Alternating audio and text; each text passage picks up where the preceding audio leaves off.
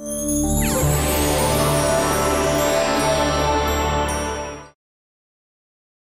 निकट भविष्य में आप कोई वाहन लेने का विचार कर रहे हैं, कोई प्लान बना रहे हैं? क्या आपके मन में ऐसा विचार आता है कि वाहन लेने का क्या ये सही समय है? क्या आपके मन में ऐसा विचार आता है कि इस समय पर या बाद में वाहन लेने से कहीं कोई नुकसान तो नहीं है? तो क्या इन बातों का विचार करने के लिए किसी प्रकार के ग्रह नक्षत्रों का या कुंडली देखने का या किसी घरों का और ग्रहों का कोई मूवमेंट देखने की भी आवश्यकता होती है? आज का हमारा विषय इसी पर आधारित है। मैं हूं संतोष देशपांडे। नक्षत्रवाणी के YouTube चैनल पर आपका स्वागत है। प्रत्येक व्यक्ति के मन में ये बड़ा तीव्र एक आकांक्षा होती है कि उसके पास में एक वाहन हो। 4 व्हीलर वाहन और 2 व्हीलर वाहन ये आजकल एक लोगों की विलासिता की वस्तु नहीं बल्कि आवश्यकता की वस्तु हो गई है।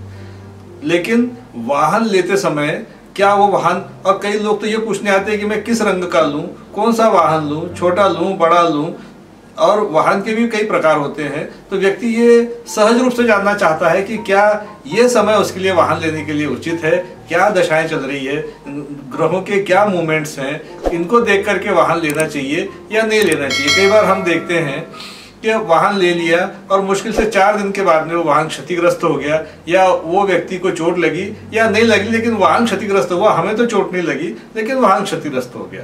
और कई बार ऐसा होता है कि नया वाहन लेने के कुछ दिनों पश्चात उस व्यक्ति को वाहन के साथ उसे स्वयं भी नुकसान हो जाता है।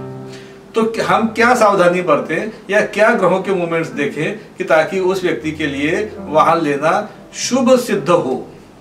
वाहन लेने के लिए जो मुख्य घर होते हैं वो 4था घर, 7वां घर, 10वां घर और 12वां घर, ये घर वाहन लेने के मुख्य हाउस होते हैं। और जो ग्रह होते हैं उसमें शुक्र ये पैसेंजर वाहन के लिए, घरेलू वाहन के लिए सबसे मुख्य ग्रह होता है। हम ऐसा मानते हैं, आमतौर पर ज्योतिष में ये माना जाता है कि शनि जो है वो लोहे का कारक है, इसलिए शनि को देखा जाना चाहिए या बुध को देखा जाना चाहिए। या मेरे विचार से जो पैसेंजर वाहन होता है जो अपन घर के उपयोग के लिए खरीदते हैं उसके लिए शुक्र का मूवमेंट देखा जाना वो ज्यादा जरूरी होता है कृष्णमूर्ति पद्धति के अनुसार। अगर वो शुक्र 4थे घर से संबंधित है और दशा अंतर दशाओं में भी 4थे का, 10वें का, 11वें का, 12वें का वो फल दे रहा है, रिफ्लेक्शन दे रहा है, तो ऐसे व्यक्ति को वाहन फलदायी सिद्ध होता है, शुभ कारक सिद्ध होता है।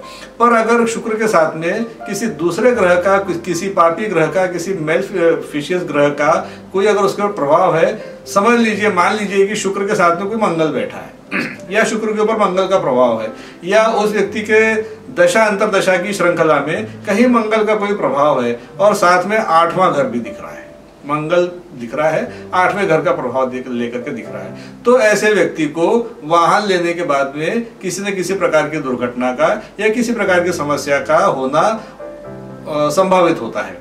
तो ऐसी स्थिति में हम क्या करें? ऐसी स्थिति में उस व्यक्ति को गेरू जो एक चूने का प्रकार होता है, चूने के पत्थर का प्रकार होता है, चूना सफेद कलर का होता है और गेरू जो है वो गेरुआ रंग का होता है। तो ये गेरू 5 किलो लेकर के उसके बराबर 7 हिस्से करके और प्रत्येक हिस्सा शुक्रवार से शुरू करके लगातार 7 दिन तक जमीन में दबा देने से शुक्र और मंगल का अगर कोई संबंध है तो वो नष्ट हो जाता है और शुक्र अपना स्वतंत्र फल करने लगता है और उस व्यक्ति के लिए वाहन खरीदना ये शुभ फलदायी सिद्ध होता है। तो आज के अंक में इतना ही। अब अगले अंक में हम आपसे मिलेंगे फिर किसी नए विषय के साथ में। तब तक के लिए अनुमति दीजिए। नमस्कार।